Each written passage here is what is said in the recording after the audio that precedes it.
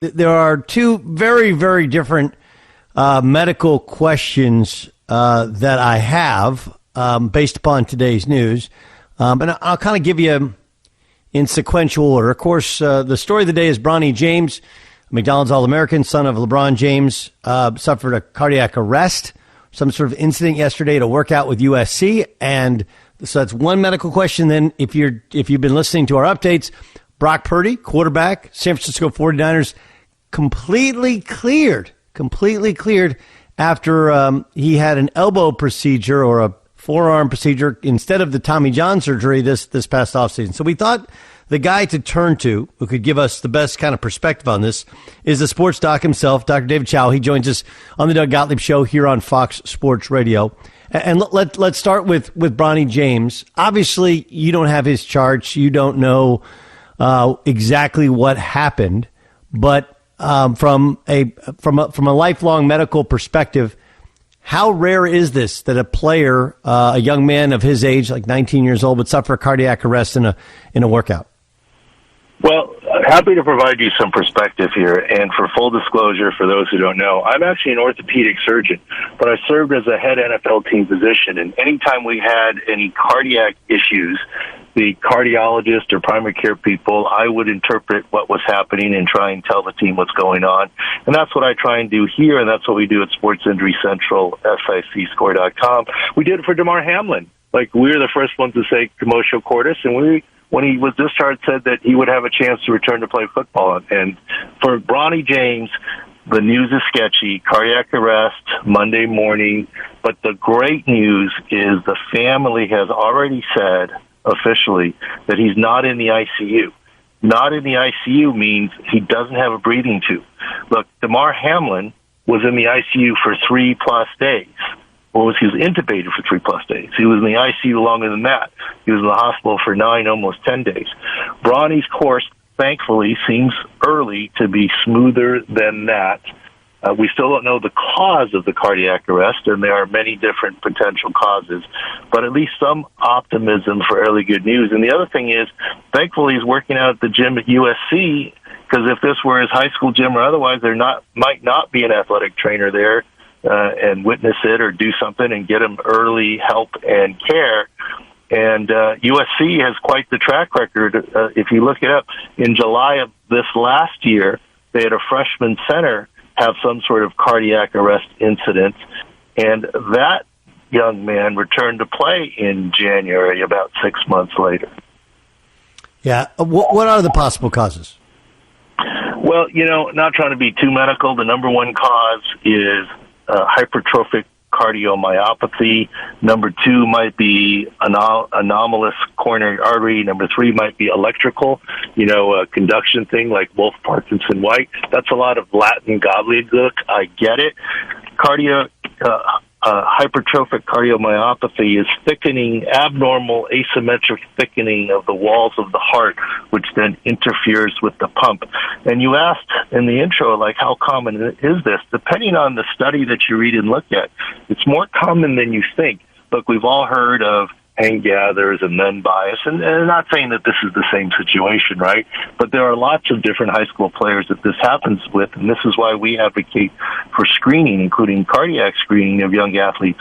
The prevalence is approximately 1 in 50-some thousand young athletes, which is actually really high when you look at all the different athletes that are out there. And there's definitely a prevalence in well-developed, muscular, bigger, taller young men, and quite honestly, epidemiologically, with young black athletes. It's going to be fascinating to see what it is and how the news comes out. There are going to be people, and Elon Musk, I guess, is the first to at least ask the question, is the vaccine to blame? I think that the issue is that there is a prevailing thought in the non-medical community, right? That's me and all of us. And in the non-medical community that says, hey, did the COVID vaccine lead to myocarditis, and myocarditis lead to this? But tell me if I'm wrong, myocarditis can be caused by a lot of things, not just the vaccine. So what's the reality to when people want to automatically jump in on the vaccine talk? What's real and what's kind of internet fodder?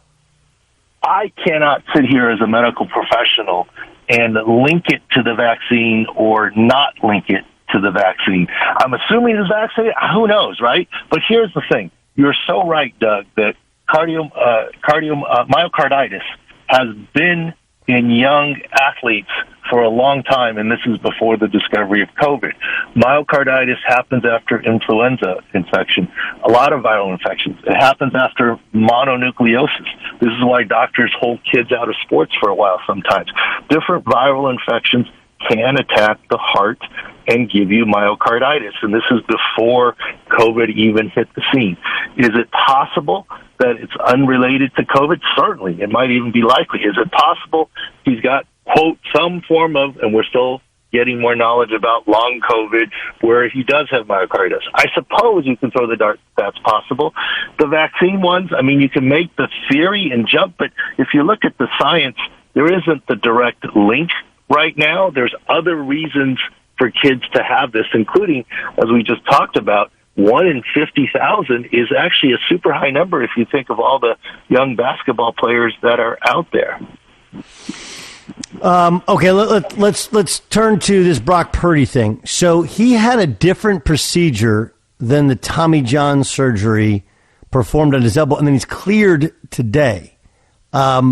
What is the difference in this procedure? Why is it not as invasive, or maybe why is the rehab process not as long? Well, yeah, thanks for asking. This is right up my bailiwick here. And look, we said all along that this was a ulnar collateral ligament, Tommy John ligament tear. We said it in game, went right after it happened when they were playing the Eagles. That has been confirmed. Is it technically not a Tommy John reconstruction surgery with a graft? Yes. It is absolutely surgery on the Tommy John ligament. So the distinction and difference is this, Doug. In Brock Purdy's case, it was an acute injury, and this is a primary repair. In the reconstruction surgery cases, it's attenuation injury over time, and you need a graft. This is why this recovery is indeed quicker. It is surgery to the Tommy John ligament. It's just not the typical type that you see on pitchers that are minimum 12, 18 months or more, which is the earlier recovery. But don't get fooled here. Not being on PUP does not mean 100% normal and cleared. It means the team has elected to allow him to practice. In what form of practice? Nobody knows. It's already been reported he'll throw some 2 out of the 3 days. But what kinds of throws? All throws. You have to understand, you know this, Doug. There's run game installed. There's all sorts of things you do at the start of training camp that don't necessarily have to tax the elbow. And the hope is, with this good news of not being placed on PUP, that this maybe has a good trajectory to being close to 100% for week 1, but there's no way he's 100% right now. Okay, what about the fear of re-injuring, right? The whole thing with the Tommy John is it makes it so that you won't tear your UCL again. In many ways, you're stronger. What about this procedure by comparison? Well, I guarantee, first of all, because it's a repair, the healing time is shorter, so it's not the graft becoming the Tommy John ligament. So the Tommy John ligament is there. It's tacking it back down. The repair is a lot easier than the reconstruction.